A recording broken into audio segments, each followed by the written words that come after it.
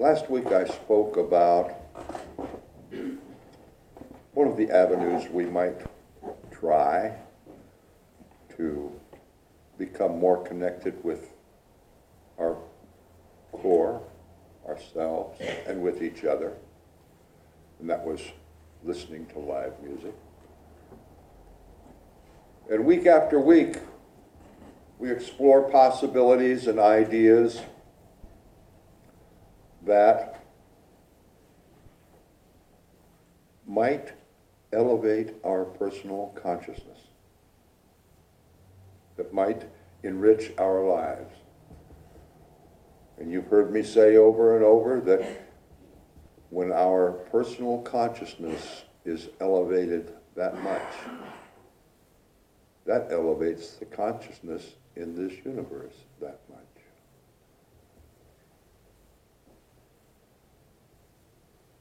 And there are so many, I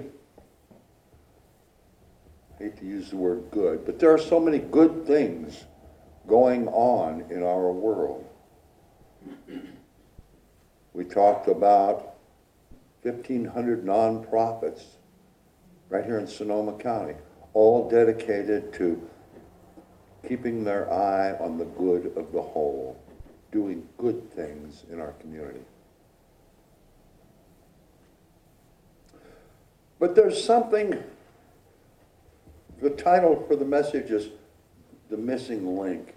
It's not really missing, but I don't think we talk about it very often.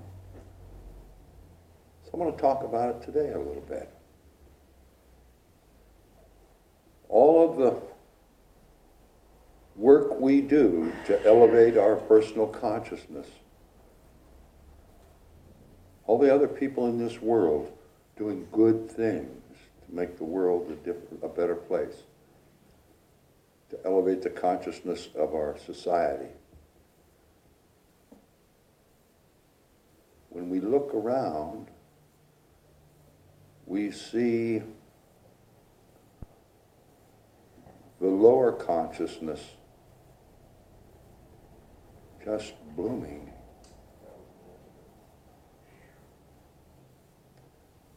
And I think that there's the missing link that we need to all maybe focus on a little bit is that thing called leadership.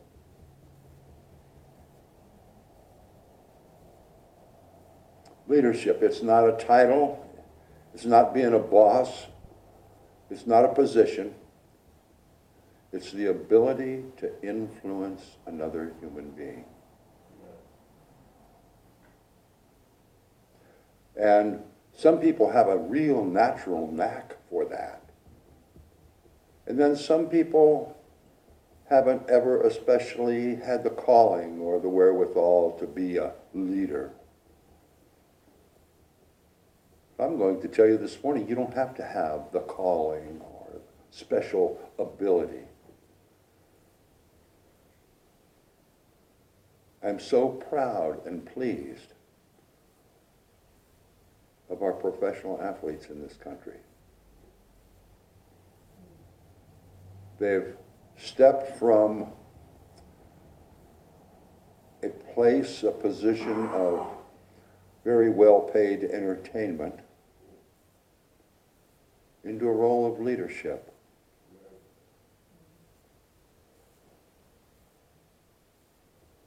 And the other side, as much as we call out the lack of leadership, the other side does have leadership. And that leadership has the ability to influence people in the way that brings out their best. Their fear, their anxiety, their hatred, their distrust. And each one of us has the ability to do just the opposite of that. Every time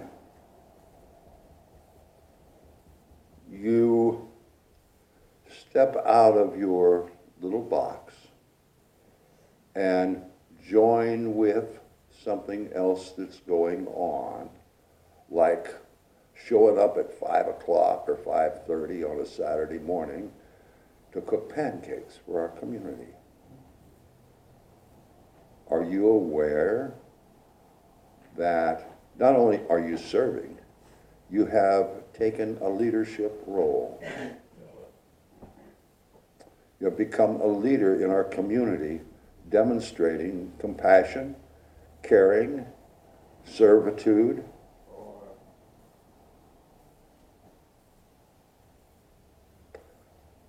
Another beautiful example of stepping out of the box and displaying leadership. And I'm not going to mention any names. But last week I made a request. There was someone in our community that needed a place to live urgently. Well, a family stepped forward from this community. And what a display of leadership, of compassion and caring. Stepping out of the box. We don't know what this is going to turn out like. But one of those individuals that made the choice to help this other person said, you know, we've thought about it, and it's actually a wonderful opportunity for us to learn something that we may not know.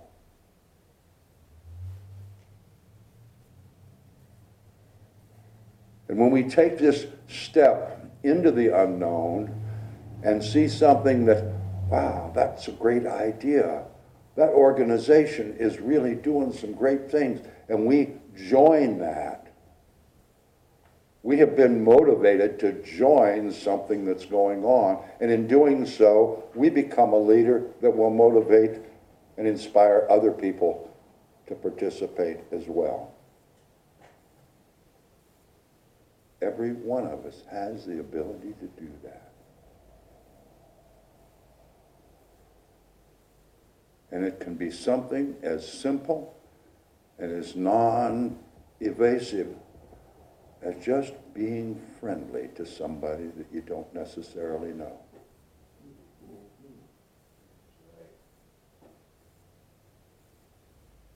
But too often,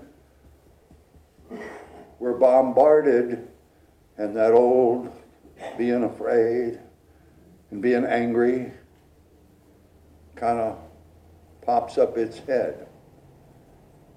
There's a great quote here, the last quote on your page, from Henry Ford. It says, don't find fault. Find the remedy.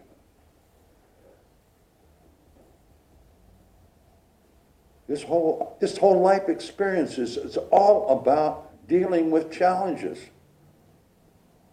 living through all of the faults and crevices, and learning how to find remedies and repairs, and learning how to deal with situations. It's not so much what happens to you, it's how you deal with what happens to you. And every one of us has the opportunity in our individual little communities, our little families, our circle of friends, every one of us has the opportunity, and even without knowing it, we become leaders.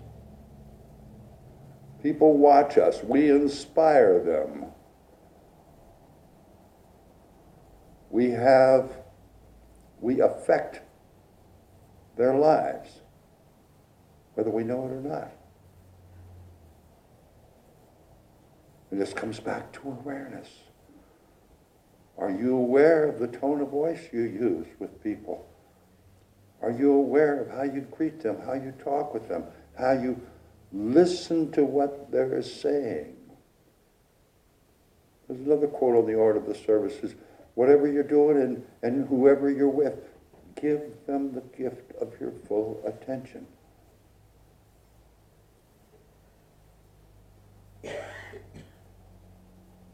I can't stress enough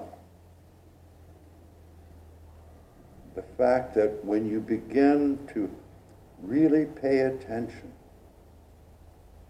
really be aware of what you're doing, what you're saying, what's going on around you, what other people are saying. Your understanding of this living process will improve.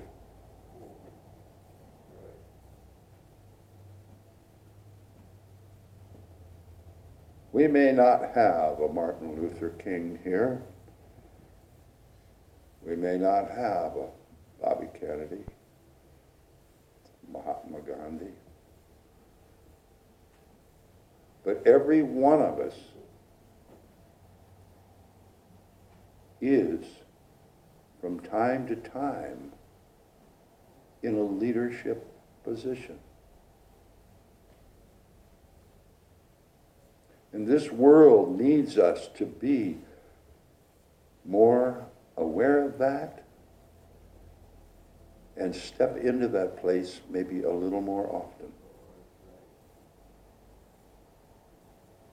Our world needs it so bad.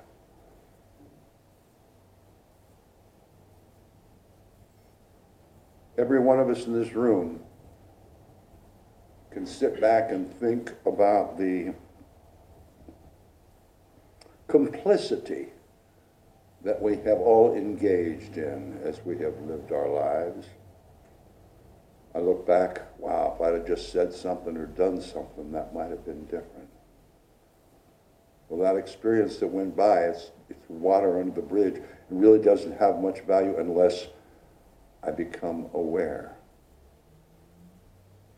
of, I could have said something, and next time I will. This living life is all about learning. From every experience and every thought that we have, there's something to learn. Every opportunity that presents itself is an opportunity for you to grow, to learn something else.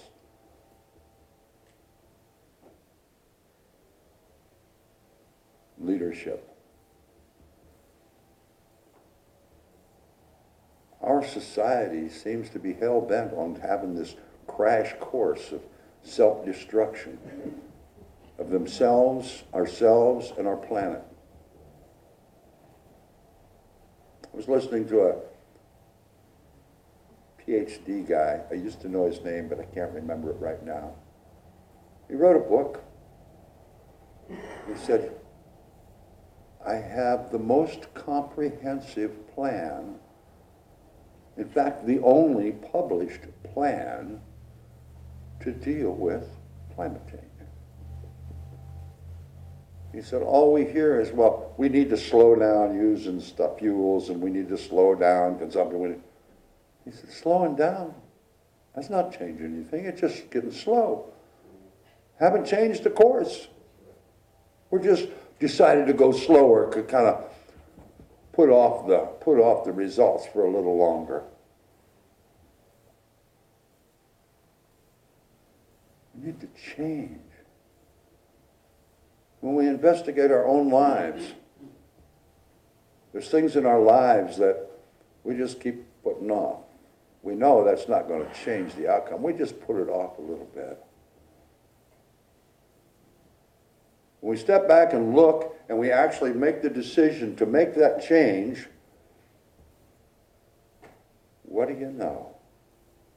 Not only do we notice, people around us notice. The universe notices. And the consciousness of our universe changes. Every one of us, I'm going to go out on a limb here.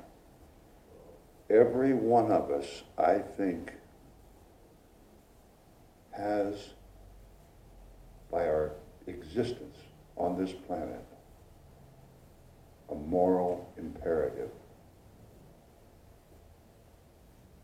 to keep in mind the good of the whole. Have a moral imperative to keep ourselves mentally and physically healthy.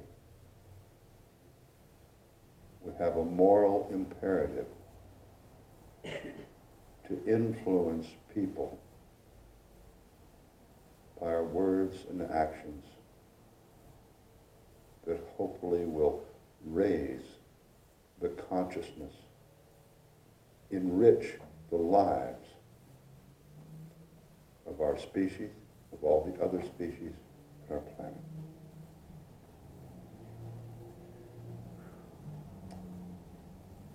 Pretty big job. Yeah. But you know what?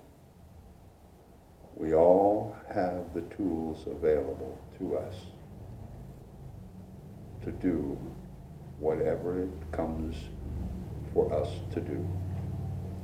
The opportunities present themselves, and the wherewithal to make it happen presents itself. And a great quote I heard a while back that I just love: you'll either find a way or you'll find a great excuse. That's so true.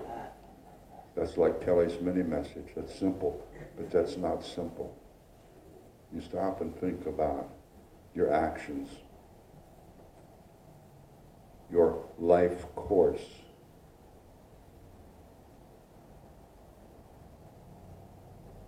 Leadership. All of us have a moral imperative to provide leadership, because there are so many people who have little or no self-esteem,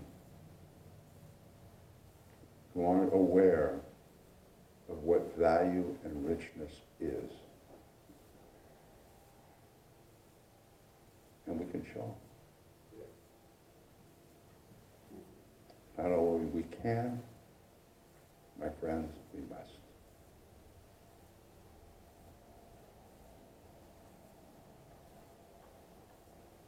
That's all I'm going to say. I don't have to say anything.